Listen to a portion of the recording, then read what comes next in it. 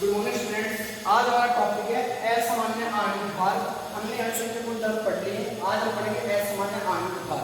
सबसे पहले समझेंगे असामान्य आणविक भार क्या होता है। देखो मैं एक चीज समझाता हूँ आपको। मान लीजिए आपने चार कण लिए, उनको आपने ऐड किया, डिसॉल्व कर रहे किसी, और वो यहाँ भी कितने रहते हैं, चार ही रहते हैं। एक कंडीशन वैसी हो, या फिर आप मान लीजिए यहाँ आपने चार कण लिए, इसको इसमें डिसॉल्व किया 8 में, तो कितने हो गए, इनका वियोजन हो गया, 8 बन गए, डबल हो गए। या फिर एक कंडीशन क्या होगी, आपने ये चार कण लिए और इनको डाला तो ये क्या बन गए, 2 बन गए। यानी आपकी एक स्थिति में तो क्या था, जितने कण डाले वो वैसे के वैसे प्रेजेंट थे, यानी विलेय जो मिलाया वो वैसे के वैसे प्रेजेंट थे किसमें, सॉल्यूशन के अंदर। तो यहाँ पे तो देखो इन्होंने कहा कि आणविक भार के आपको सही मान ज्ञात करना है तो 2 कंडीशन होती है, या तो विलेय कैसा हो, विलेय तनु हो, और वो राउल्ट के नियम का क्या करता हो, पालन करता हो। इसका नियम करता है, राउल्ट के नियम का पालन करता हो, राउल्ट के नियम। दूसरा क्या होता है, उसमें ना तो वियोजन हो और ना ही संगुणन हो। क्या नहीं बच्चे, ना तो वियोजन हो विलेय का, ना तो वियोजन हो और ना ही संगुणन हो, और ना ही संगुणन हो, संगुणन हो। अब देखिए, जब आपने यहां देखा तो ना तो उसका वियोजन हुआ, ना तो टूटे किसी में, ना या किसी से जुड़े, यानी जैसे कि वैसे जो ऐसी स्थिति में इसका वास्तविक आणविक भार आप ज्ञात कर सकते हो। लेकिन जब आप देख रहे हो यहाँ पे 4 के 4 से क्या हो गए, 8 हो गए, तो यहाँ क्या हो गया, इसका वियोजन हो गया। अब वियोजन हो गया, जैसे एग्जाम्पल देता हूँ, आपने NaCl लिया, उसको जैसे पानी में डालते तो क्या बन जाएगा, Na+Cl- 2 बन जाएंगे, 2 आयन बन जाएंगे, तो ये डबल हो गया वियोजन। अब आप देखिए, आप याद करो तो 4 कणों का आणविक भार, जबकि इसमें वो कितने गए, 8 हो गए, 8 कण हो गए, तो हमारा वो क्या होता है, जो हम आणविक भार निकालेंगे कैसा है, गलत आएगा, क्योंकि हम 4 के अप्रोक्सीमेट मान के निकाल रहे हैं, जबकि यहाँ है कितने, 8। वैसे इसमें बात करते हैं, यहाँ क्या हुआ, संगुणन हुआ, 4 डालेंगे और हो गए क्या, 2। अब हम निकालेंगे तो 4 को आधार मान रहे हैं, लेकिन वास्तविक में है कितने विलेय के अंदर, 2। तो यहाँ भी जो आणविक भार आएगा वो कैसा आएगा, वास्तविक भार से अलग आएगा। इसी को हम कहते हैं असामान्य आणविक भार। और असामान्य आणविक भार को समझाने के लिए ही वान टाफ ने क्या दिया था, वान टाफ कारक या गुणांक दिया था। क्या दिया था, वान टाफ गुणांक, उसको हमने आई से डिनोट किया था, किसको, वान टाफ गुणांक, वान टाफ गुणांक। अब देखिए इसको थोड़ा सा और समझते हैं डिटेल में।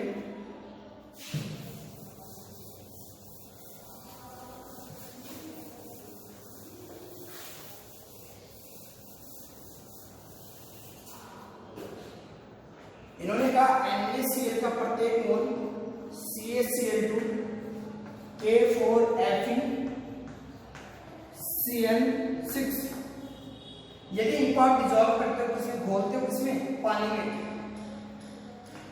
तो ये तो हमें Na और Cl लेना है, 2 आयन लेना है, और ये CaCl2 में क्या देगा, एक कैल्शियम के 2 क्लोरीन, यानी 3 आयन देगा। और जबकि ये हमें क्या देगा, 1 और 2, ये हमें क्या देगा, 2 आयन देगा। जब आपने पानी में क्या किया है, घोला है, तो आप क्या किया, 3 ले 5, 4 ले 5, क्या देगा, 5 आयन देगा हमें। अब आपने खोला तो देखा ये हमें 2 आयन देता है, ये हमें 3 आयन देता है, और ये हमें क्या देता है, 5 आयन देता है। अब जैसे हमने बोला तो इनके जो आयन मिल गए हमें, तो इन्होंने कहा कि इनके जो अनुसंख्यीय गुणधर्म होते हैं, अनुसंख्यीय गुणधर्म होते हैं, अनुसंख्यीय गुणधर्म वो व्युत्क्रमानुपाती होते हैं किसके, आणविक भार के, आणविक भार के। तो हमें क्या मिलेगा, 1/2, 1/3, 1/5, यानी जो आपका वास्तविक जो आपका आणविक भार था उसका 1 को 1/2 मिलेगा, ये 2 में डिवाइड हो जाता है, ये किसमें मिलेगा, 1/3, और ये बच्चे में क्या मिलेगा, 1/5। फिर आगे देखिए आप, ये तो बात कर रहे हैं जब ये किसमें हो रहे हैं, इनका वियोजन हो रहा है तब। अब हम बात करते हैं संगुणन की। जैसे विलेय मान लीजिए, कोई विलेय है आपके पास, विलेय में बता देता हूं कौन कौन सी, फॉर्मिक अम्ल, फॉर्मिक अम्ल, एसिटिक अम्ल, एसिटिक अम्ल और बेंजोइक अम्ल, बेंजोइक अम्ल। इसको आप क्या करते हो, बेंजीन में बोलते हो। क्या किया आपने, बेंजीन में बोला इसको। जैसे ही आप इसको क्या करोगे, बेंजीन में बोलोगे, तो ये क्या करेंगे, डाइमर बनाएंगे। डाइमर कैसे, जिसमें एक एग्जांपल है, क्या बनाते हैं, डाइमर द्विलकीकरण बनाते हैं, द्विलक बनाते हैं। क्या बनाते हैं, द्विलक। कैसे, देखिए ये आपके पास एसिटिक एसिड है CH3 C double bond OH, ठीक है। ये आपके पास दूसरा एसिटिक एसिड है CH3 C double bond OH। इनके बीच में क्या हो जाती है, इंट्रामोलिकुलर हाइड्रोजन बॉन्डिंग हो जाती है, अंतराणु हाइड्रोजन बन जाता है इनके बीच में, और ये क्या बना लेते हैं, डाइमर बना लेते हैं। तो जो पहले इनका जो आयनिक भार था विलय का, ये उसके क्या बनते हैं, दुगने हो जाते हैं। क्या हो जाते हैं, दुगने हो जाते हैं। क्यों, क्योंकि ये कैसा बनाते हैं, द्विलक बनाते हैं। क्या कर रहे हो आप, एक से दो मिलकर क्या हो रहा है, संगुणन हो रहा है। यहाँ पे क्या हो रहा है, संगुणन हो रहा है।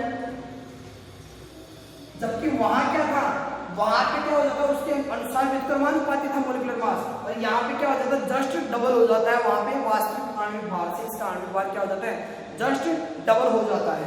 आगे देखिए, अब हम बात करते हैं वांटाप गुणांक की।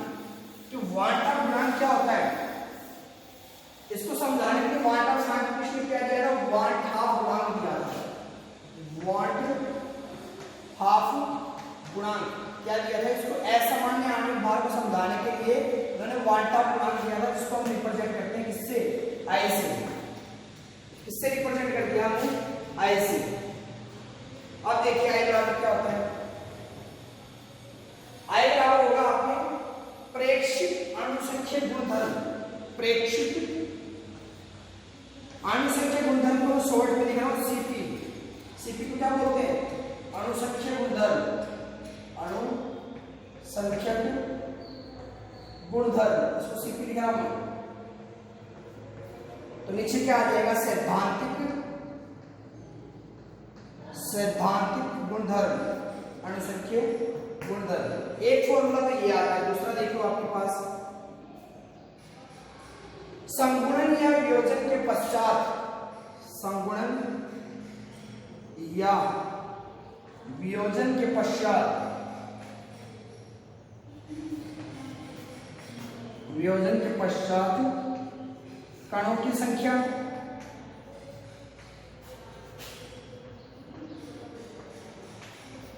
अपॉन, नीचे क्या आ जाएगा, संयोजन या वियोजन के पश्चात क्या आ जाएगा, पूर्व कणों की संख्या। संयोजन या वियोजन के पूर्व कणों की संख्या। ये फॉर्मूला भी हो सकता है किसका, वांटाप गुणांक का। आगे देखिए, या फिर मैं कहते एक फॉर्मूला और लिख देता हूं, आयनन के या फिर संयोजन के कणों की संख्या की मैं क्या लिख सकता हूं, मोलों की संख्या लिख सकता हूं। यानी मैं मोलों की संख्या को लिख देता हूं NF। NF लिख रहा हूं क्यों, क्योंकि ये कब की बात है, संयोजन या संगुणन के बाद मोलों की संख्या, और NI क्या है, संयोजन या संगुणन से पूर्व कणों की संख्या या मोलों की संख्या। ये थे हमारे क्या फॉर्मूले। आगे देखिए, अब मैं आपको बताता हूं, सबसे पहले हम समझेंगे संयोजन क्या होता है। संयोजन, सॉरी संयोजन संगुणन या वियोजन। पहले मैं ले लेता हूं वियोजन, ले लेता हूं। सबसे पहले ले रहा हूं मैं वियोजन। वियोजन को समझते हैं क्या होता है। देखो वियोजन में देखते हैं हम, A मान लो था, वियोजन में लोग टूटेगा, मान लेता हूं वो NB टूटा और क्या बना दिया, NB। अब मैं ले लेता हूं प्रारंभिक अवस्था में T, जहां पे समय क्या था, 0 था, वहां पे ये तो क्या था, 1 था, और ये क्या था, 0। ठीक है, या फिर मैं इसको मान लेता हूं N, ये मान लीजिए N था। फिर जैसे मैंने कुछ टाइम बाद देखा T बराबर T पर, ये मान लीजिए हमारे पास क्या हो गया, अल्फा। तो ये कितना बचेगा हमारे पास, 1 माइनस अल्फा। अब हम देखते हैं I हमारे पास क्या था, I हमारे पास क्या था, टोटल संयोजन के या समूहन के बाद, यानी यहाँ पे वियोजन है तो वियोजन के बाद कणों की संख्या क्या है 1 माइनस अल्फा प्लस अल्फा। अब ये n थी तो n अल्फा कर देता हूँ प्लस n अल्फा अपॉन नीचे क्या था, पहले क्या था 1 तो 1, तो क्या आ गया हमारे पास 1 minus alpha plus n alpha. आगे इसको ऐसे भी लिख सकता हूँ 1, ठीक है, 1 plus n alpha minus alpha. इसको अगर मैं ऐसे लिखूं 1 प्लस अल्फा कॉमन ले लेता हूं, यहाँ पे अल्फा तो क्या आ जाएगा n माइनस 1, क्या आ गया 1 प्लस अल्फा n माइनस 1, ये किसके बराबर आ गया i के बराबर आ गया, i क्या गया 1 प्लस अल्फा n माइनस 1। अब हमें ये तो फॉर्मूला किसका आ गया, i का फॉर्मूला ये मिल गया था, ठीक है। अब हम बात करते हैं किसकी, हम यहां से निकालेंगे अल्फा। अल्फा क्या आएगा हमारे पास, देखिए ये n माइनस 1 है, ये इधर जाएगा अल्फा, तो अल्फा बराबर आएगा आपके पास i माइनस, पहले तो ये प्लस का इधर जाएगा तो माइनस का 1, ये गुणा में नीचे चला जाएगा भाग n माइनस 1, ये आपके पास क्या आ गया अल्फा आ गया। ये अल्फा यहाँ पर क्या है, अल्फा यहाँ पर है वियोजन की मात्रा, क्या है वियोजन की मात्रा, ये क्या है यहाँ पे वियोजन की मात्रा। देखो कैसे किया, मान लीजिए कोई रिएक्शन थी, पहले ए थे उसमें कण, उसके बाद में वो एन बी कण टूटते हैं, तो पहले हमने मान लिया टी बराबर टाइम पे क्या थे, एक कण था हमारे पास और यहाँ पे क्या थे एन में वो टूटेंगे, अभी 0 मान के चल रहा है इनका। फिर जैसे जैसे टी टाइम हुआ तो वहाँ पे क्या होगा अल्फा वियोजित हुए एन कण, तो एन कण अल्फा में वियोजित हुए तो जैसे 1 माइनस अल्फा कर दिया, अब टोटल अपॉन क्या कर दिया, जो पहले पूर्व में था वो कर दिया हमने मोल की संख्या, जैसे हमने निकाला हमारे पास क्या आ गया i भी आ गया और अल्फा भी आ गया। इस पे एक क्वेश्चन करके देखते हैं,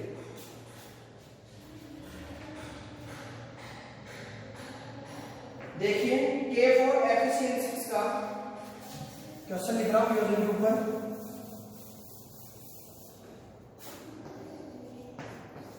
K फॉर एफिशिएंसी का 0.1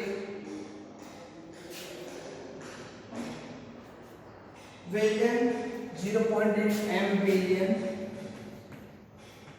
27 डिग्री सेंटीग्रेड ताप पर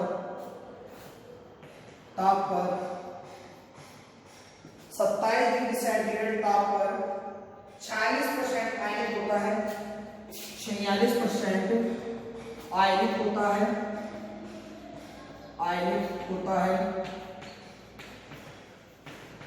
तो आपको क्या निकालना है, आपको निकालना है विलयन का प्राशन दाब ज्ञात कीजिए, विलयन का प्राशन दाब ज्ञात कीजिए, प्राशन दाब ज्ञात कीजिए।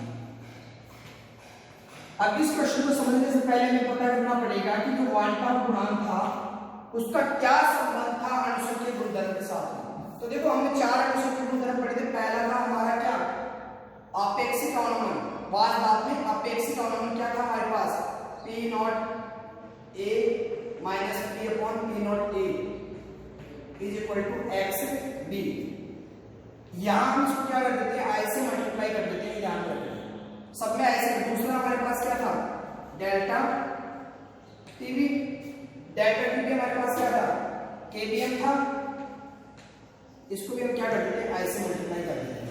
थर्ड की मैं बात करूं तो डेल्टा टीएफ किसके समानुपाती था, केएफ अपॉन एम, इसको भी हम क्या कर देते हैं, I से मल्टीप्लाई कर देते हैं। फोर्थ हमारे पास क्या था, पाई इक्वल टू सीआरटी, इसको भी हम क्या करते हैं, I से कर देते हैं। ये वाल्टॉफ गुणांक फैक्टर से संबंधित कर दिया हमने अणुसंख्यक गुणधर्म को। अब हमें पता है प्राशन दाब निकालना है, उसके लिए हमें क्या चाहिए, ICRT। अब हमें सबसे पहले क्या निकालना पड़ेगा, I निकालना पड़ेगा। तो I कैसे निकालेंगे, I क्या था हमारे पास 1 plus alpha n minus 1 upon 1 था तो उसको रहने देते हैं, 1 प्लस अल्फा n माइनस 1। अब देखिए अल्फा क्या निकालना है आपको, वियोजन की मात्रा निकालनी कितनी है, आयनिक कितना होगा 46%, तो कितना आ गया 1 प्लस 46 अपॉन 100। n कितना है यहाँ पे पूछा है वियोजित होने की मात्रा। अब ये हमारे पास K फॉर एफिशिएंसी है, कितने में डिवाइड होता है, 5 में, भाई मैंने कहा था कितना एन में टूटेगा ये 5 में, तो 5 माइनस 1। एन क्या है, जितने कणों में टूटता है उसको बोलते हैं एन। अब निकाल लीजिए आप 46/100। जब आप इसको सॉल्व करेंगे तो ये आपके पास आंसर आएगा 2.84। क्या आ गया 2.84। अब आप निकालिए पाई जैसे निकालेंगे तो यहाँ आ जाएगा 2.84 इनटू कंसंट्रेशन कितनी दे रखी है 0.1, ये लो 0.1 इनटू आर हमारे पास क्या था, हम जानते हैं आर का यूनिवर्सल कांस्टेंट है, उसकी वैल्यू देता हूं 0.082 इनटू आपके पास टी कितना है 27 डिग्री सेंटीग्रेड दे रखा है आपको, तो कैलकुलेट में करोगे तो कितना आ जाएगा 300। अब जब आप इसको सॉल्व करोगे तो ये आपके पास आंसर आ जाएगा 6.98। क्या आ जाएगा 6.98 एटमॉस्फेयर। ऐसे आप क्या कर देते हो, कैलकुलेट कर देते हो। बस ध्यान में ये रखना है जो आपके अनुसंख्यक गुणधर्म की प्रॉपर्टी थी उनको हमने वाटा कहां से समीकरण करके लिखा, तो वहां क्या हो जाता है ये आई से मल्टीप्लाई हो जाते हैं, उसके अनुसार हमने आई निकाल लिया। यहाँ पे वियोजन हो रहा था, वियोजन का फॉर्मूला मैंने बता दिया था 1 + अल्फा n-1 आया था हमारे पास, उसके अकॉर्डिंग हमने आई निकाल लिया। अपॉन 1 था तो 1 पे कोई फर्क नहीं पड़ता है, यहाँ से फिर हमारा आंसर आ गया। अब हम पढ़ेंगे संयोजन या संगुणन। अब देखते हैं संगुणन।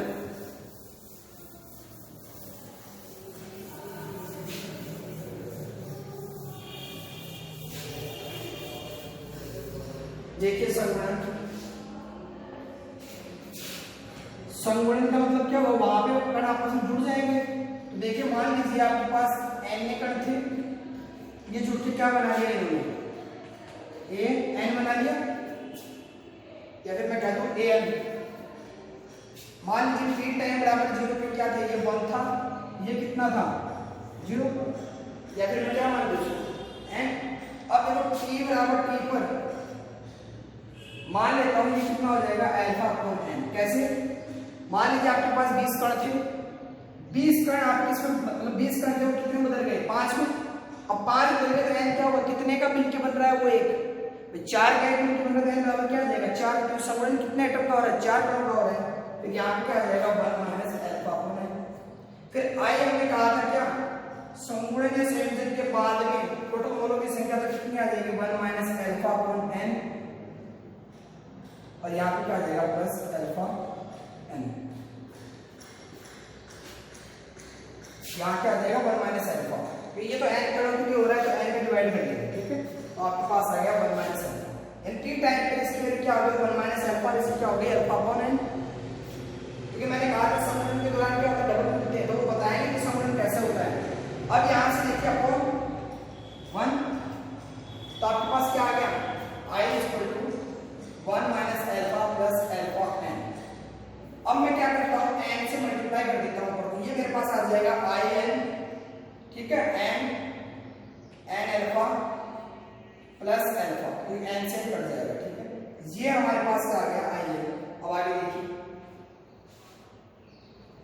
मैं n को इधर ले जाता हूँ, ठीक है, तो मेरे पास क्या आ जाएगा in, ये प्लस का था इधर क्या आ जाएगा माइनस का n, तो यहाँ क्या आ जाएगा आपके पास अल्फा माइनस n अल्फा, ये बचेगा यहाँ पे। अब देखिए आगे मैं यहाँ कॉमन ले लेता हूँ n, तो यहाँ क्या बचेगा मेरे पास i -1, ये बच गया। यहाँ अल्फा कॉमन ले लूँगा क्या आ जाएगा 1 - n, आ गया नहीं आ गया। फिर मैं यहाँ से अल्फा निकालना है मुझे, अल्फा कितना आएगा देखिए n i -1 अपॉन क्या आ जाएगा इधर चला जाएगा 1 - n, ये अपॉन में आ जाएगा, ठीक है। बस ध्यान रखने वाली ये वाली कंडीशन है। मान लीजिए उसकी अल्फा अपॉन n हो जाती है वैल्यू, मैं बताऊंगा n क्या होता है अल्फा क्या होता है एग्जांपल से दौरान। तो आपके पास दो फॉर्मूले आ गए, एक तो आपके पास i का फॉर्मूला ये आ गया और अल्फा का फॉर्मूला आपके पास ये आ गया। अब इस पे एक एग्जांपल करके देखते हैं। 0.3 ग्राम बेंजोइक अम्ल संगुणन करके एग्जांपल देख रहे हैं। 0.3 ग्राम बेंजोइक अम्ल को 20 ग्राम बेंजीन बोलते हैं। 20 ग्राम किसको बोल रहे हैं बेंजीन को बोल रहे हैं 0.3 ग्राम को। तो इस विलयन का माप कितना आएगा, इस विलयन का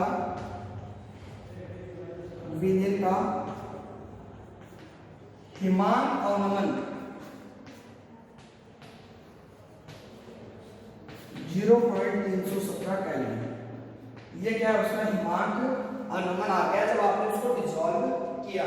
तो बेंजोइक अम्ल की आपका विलय क्या है, बेंजोइक अम्ल की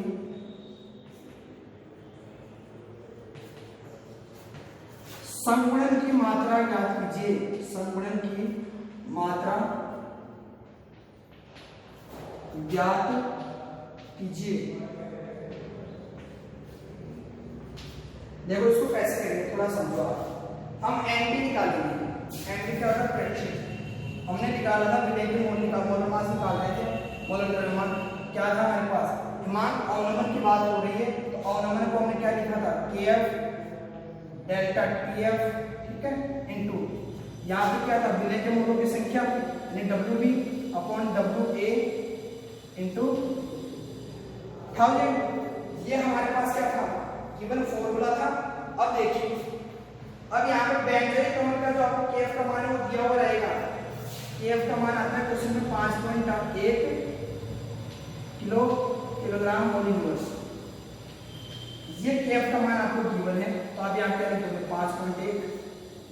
बात आपकी डेल्टा टीएफ की, डेल्टा टीएफ कितना आ रहा है, 0.317 इनटू डब्ल्यू बी क्या है आपके पास दिया गया भाग इसका विलय का, विलय क्या है आपके पास बेंजीन, कितना आ जाएगा 0.3 ग्राम अपॉन डब्ल्यू ए क्या है विलायक का दिया गया भाग, विलायक का कितना दे रखा है 20 ग्राम इनटू 1000।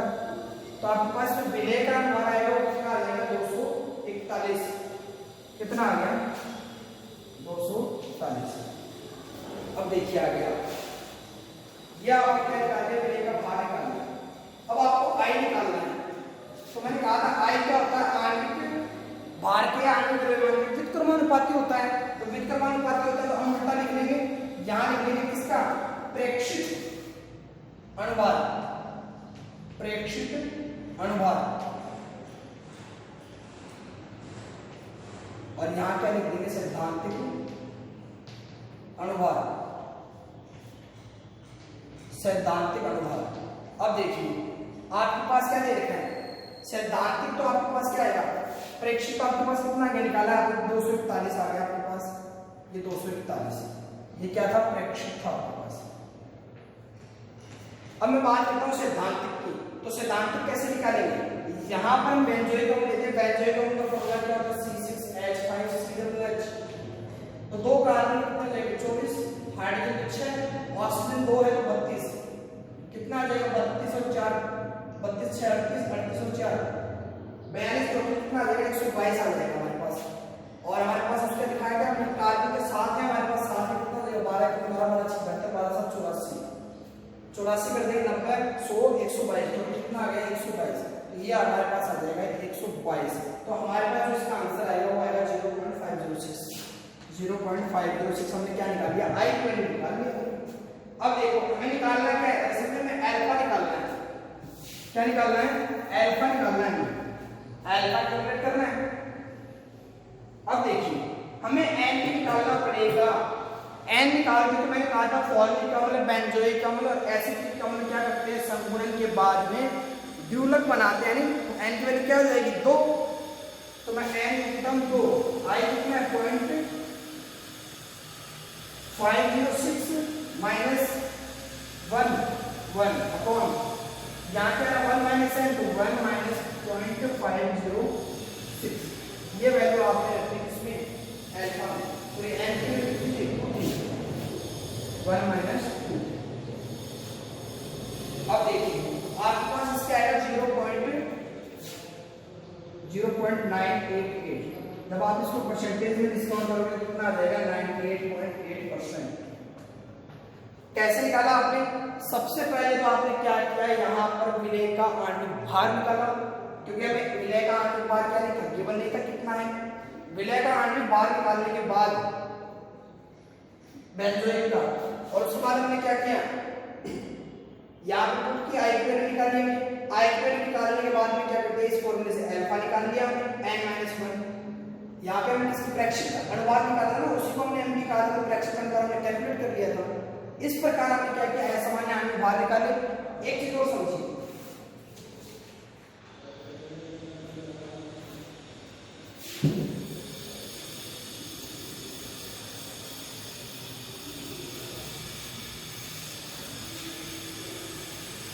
देखो आई की वैल्यू बताया, आई यदि किसी भी प्रकार का संगुणन और वियोजन ना हो तो उसका वास्तविक आणविक भार जो निकालेंगे वो फ्रैक्शन अनुवाद क्या है, बराबर आएंगे। तो मैं कहता हूँ आई की वैल्यू क्या है, 1। कब न तो संगुणन हो और ना ही वियोजन हो, ना ही वियोजन हो, ना ही वियोजन हो। यदि आपके यहाँ पे वियोजन होता है, वियोजन होगा तो टूटेगा, टूटेगा तो कहीं ना कहीं उसका भाग क्या आएगा, ज्यादा आएगा। आई की वैल्यू क्या आएगी, ज्यादा आएगी किससे, 1 से। अगर मैं संगुणन की बात करूं तो उसकी वैल्यू क्या आएगी, 1 से कम आएगी। बस ये 3 चीजें और आपको ध्यान में रखनी है, क्योंकि जैसे आप संगुणन करोगे तो 4 से 2 हो जाएंगे, लेकिन कम होना चाहिए तो 1 से कम हो जाएगा। यहाँ ज्यादा हो जाती है कणों की संख्या, यहाँ पे आई की मात्रा क्या आ जाएगी, वाट ऑफ गुणांक की ज्यादा आ जाएगी। एक और दे दे, चलो एग्जांपल करवा देता हूँ। एक और कैसे आप वियोजन की मात्रा निकालते हो। मान लीजिए आपके पास NaCl दे रखा है, आप जानते हो किसमें कन्वर्ट होता है, Na+Cl, यानी इसका क्या हो रहा है, वियोजन हो रहा है। मान लिया t बराबर टाइम पे 0 टाइम पे इसकी वैल्यू 1 थी, तो इसकी कितनी थी 0 और इसकी कितनी थी 0। t बराबर t टाइम पे इसकी वैल्यू क्या हो गई, 1 माइनस अल्फा, और इसकी वैल्यू क्या हो गई, अल्फा वियोजित होगा, ये कितनी आ जाएगी 1 माइनस अल्फा। तो हमने i निकाला तो टोटल करेंगे इसका 1 minus alpha plus alpha upon 1, तो पहले 1 थी, कट जाएगा ये आपस में, तो क्या आ जाएगा 1 प्लस अल्फा। ये हम निकाल देते हैं जब हमने क्या किया हो, वियोजन किया हो। एक एग्जांपल और दे देता हूँ, CaCl के ऊपर। यहाँ पे अगर आप देखो तो Ca प्लस Cl, ये यहाँ पे देखना क्या बनेगा, 2 बनेगा 2Cl। तो यहाँ क्या बन जाएगा, मान लो पहले t बराबर 0 टाइम पर क्या थी, 1 थी, तो इसकी वैल्यू 0 थी, इसकी वैल्यू 0 थी।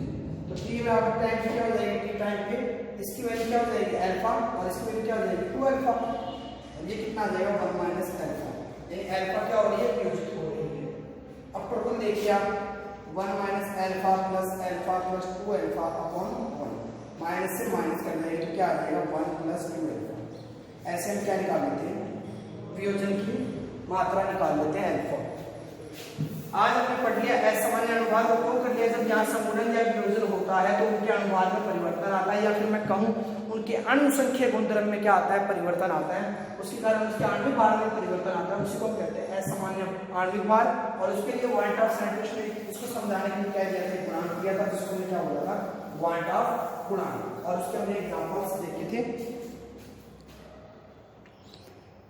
तो हमने पढ़ लिया असामान्य आणविक भार। यहाँ पे हमारा नेक्स्ट सेकंड चैप्टर सॉल्यूशन जो आपका बीलिंग का चैप्टर वो कंप्लीट होता है। आज के लिए इतना ही, नेक्स्ट क्लास में नया टॉपिक स्टार्ट करेंगे। Thank you.